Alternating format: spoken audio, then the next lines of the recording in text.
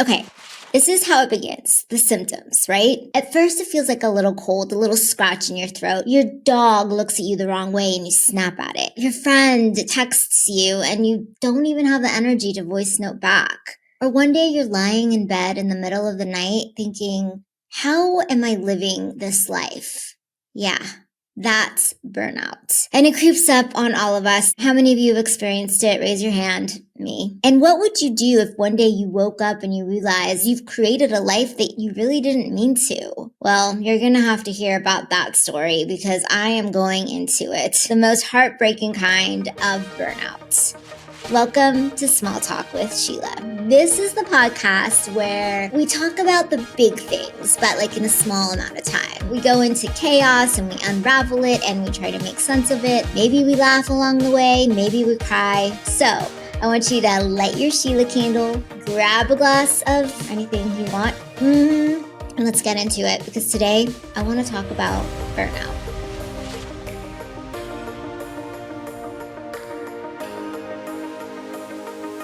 Okay, first we're going to talk about the 3 different types of burnout, all right? The first type, it doesn't actually start with exhaustion. It actually begins with excitement.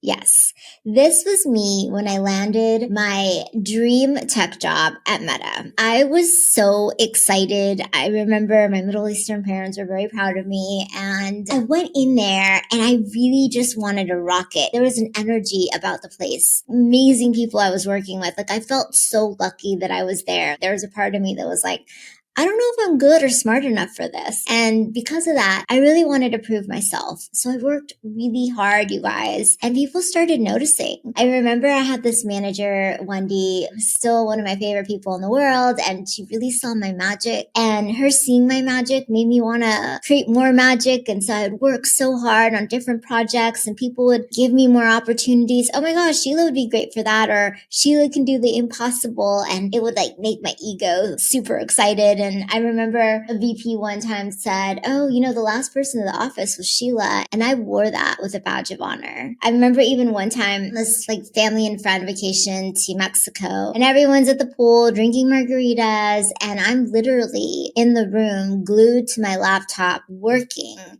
on my vacation. I was working, but I was like really excited about it. I felt very important. I felt like there was just like, okay, once I finish this project, then I can maybe take a break or whatnot. But like days turned into weeks turned into years, and it was just going and going. And I remember that at one point, like I almost like didn't have an identity anymore. Like my entire identity was working at Meta. Design ops at Meta was my identity. I kind of let everything else go. I wasn't really taking care of myself health-wise. I wasn't really doing anything creative. I was just focused like solely on work. And I remember recently a coworker of mine kind of talked about a similar story. He'd worked so hard to become a product designer and he focused so much on his career. He was single and at one point he wanted to get on the dating apps. And so he opened up the app and started his profile, and he didn't know what to say in his headline. Like he didn't know. Like all he could think to say was that he was a product designer at XYZ company. And that's when he realized, like, wait, when did my identity get so enmeshed into just one thing? You guys, I remember at some point, like after years of working so hard, that excitement sort of faded and I was just tired. I was really tired of that way of working. That pace of working started to really wear on me. You're in a season where it feels like you're only focused on one thing, and it doesn't have to necessarily be your career. Maybe it's like you're a new mom and you're just focused on being a mom or your family and you're really neglecting other parts of your life. Maybe you've just become like such a wellness health nut that that's all you can think about, and it's really robbing you of joy in other parts of your life. Or maybe it's your career. Maybe you're just like so focused on meeting the person. That's all you care about is going out, looking good in the dating apps. Burnout comes when we are so singularly focused on one thing. We are human beings. We should live our life spherically. We should look at everything and we should have boundaries, you guys. We really need to have boundaries. And that's the one thing that you can do if you're in a season of burnout because you've just exerted yourself too much. Say no to projects. Take care of yourself. Rest. Look at all the categories of your life. Where are you neglecting things? Maybe focus a little bit more in those things as well. And then the second type of burnout, this is a sneaky one, you guys. Perfectionism. Raise your hands. Who's a perfectionist? Hey, it's so hard for me to actually identify myself as a perfectionist because a part of me is like, well, nothing I do is perfect. Like nothing is good enough, you guys. And if you actually have that thought that nothing is good enough, yes, you are a perfectionist. I admit it. My name is Sheila. I'm a perfectionist. This has kind of actually been taking a toll on me when it comes to this podcast. I really care about it. And this perfectionism really can show up, not just in work, but a lot of times in your creativity. So if you're into art or you have your own creative side hustle, you just want it to be so perfect. There's a part of me that wants to win a Nobel Prize. I just put so much into it, into the stories that I'm telling, into my hooks, into my delivery, and it never ever feels good enough. And that actually is kind of ruining the journey in the process. And I think about this note that I would get when I was in acting class. My acting teacher would say, when I would read a line or something, he's like, just throw that line away, just throw it away. So you see, a job of an actor is to tell the truth, to tell real life, except we're given these sentences, perfectly well-written sentences that the writer has told us to say. But the truth is, if you think about it, we don't really talk in perfect sentences in real life. We really don't. We talk in run-ons and we go from one thought to the other. It's all over the place. It's messy. It's jumbled. And when he would say throw it away, don't make every single line mean something. Sometimes you just have to throw that one away. And you have to really be in touch with your instincts, what you're feeling. If you have an instinct, just go for it. Just go for it. Don't worry if it's perfect. Don't worry if it's right, because that's when truth comes out.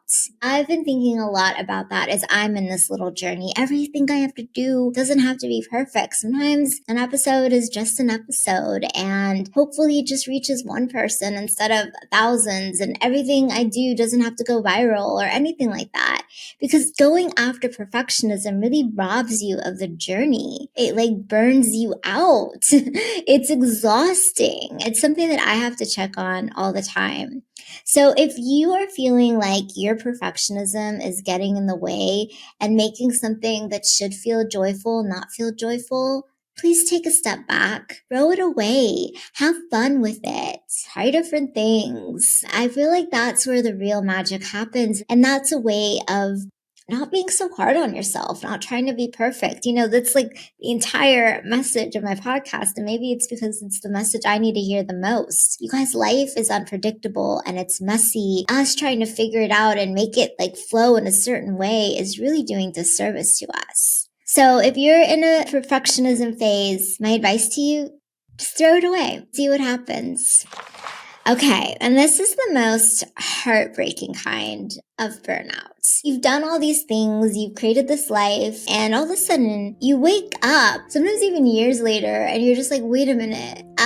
I don't know if I'm living a life that's aligned to who I am. And I'm going to tell you a specific area that I'm facing this in my life to see if you can relate. I live in Orange County and I love it here. The weather is really nice. It's really beautiful. Just the amounts of bougie that I like. But I'm really not thriving here. I have a background working in tech and entertainment and media, and there's no real big tech or media or entertainment companies here. I obviously am a creative. I get my energy from creatives, and I don't think anyone would necessarily call Orange County creative. I mean, we're very aesthetically pleasing. We love our Botox. I'm not gonna lie. We like a good scene, but I wouldn't necessarily say it's a creative city. It's something that I hadn't even really thought about because I just was oh, I like it here. I like the weather. I like the flow of it. Wait, but I'm sad a lot of times here. I'm not really thriving the way that I feel like I should be thriving. And that's probably because this city is just not aligned with who I am. And there's nothing wrong with that. I was telling somebody about all this, and I was telling her actually the townhome that I bought. And that's the hardest part of all this is I bought this townhome. But anyways, I was telling her it's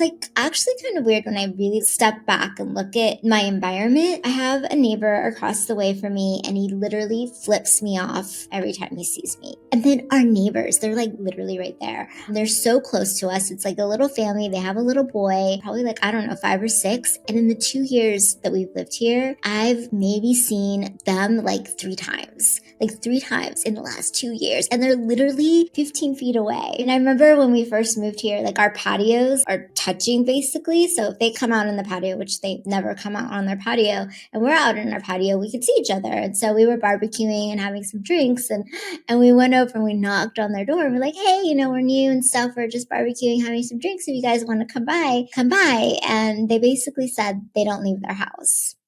Yeah, they don't leave their house. It's so crazy to me because if you know me, maybe glimpses of this podcast probably reveal that I'm a very talkative, friendly, outgoing, creative person. And my neighborhood is so not me. I was even like looking out at our exterior walls and they're like this like gray mauve kind of thing. I'm not a gray mauve kind of girl. I don't know, maybe I'm a little bit white marble, but I'm also like colorful. And the environment that I'm living in is actually not really conducive to who I am. It's not allowing me to thrive. I'm figuring it out. I don't know the answers yet, but I know that the reason I'm feeling like this sense of burnout is just that.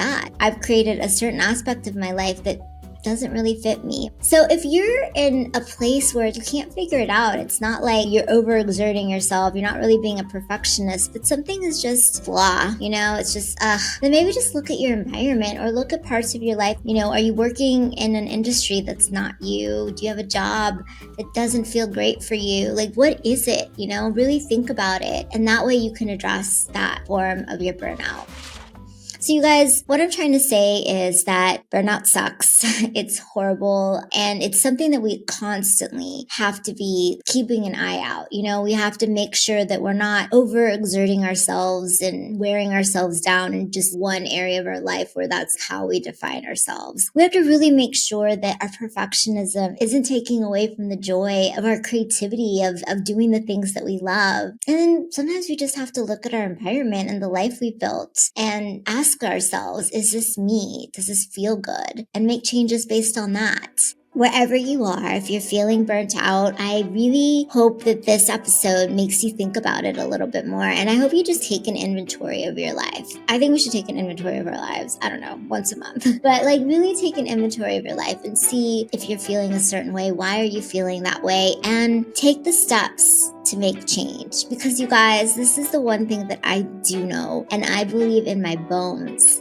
Our happiness is 100% our responsibility. If you are in a season of burnout in any area of your life, I want you to really take a look at it and make the changes so you can be happy. Because you know what? Life is so short and we deserve to be happy. If this at all resonated with you, or if you know somebody that's going through a season of burnout, I would love if you shared this episode. And let me know. Let me know how you're burnt out. Misery loves company. But most importantly, what are the actions you're going to take to be happy? Because we all deserve to be happy. Until next time, my friends, Small Talk with Sheila. Go out there and you take 100% responsibility for your happiness. I'm here for it. I'm rooting for you. See you next time.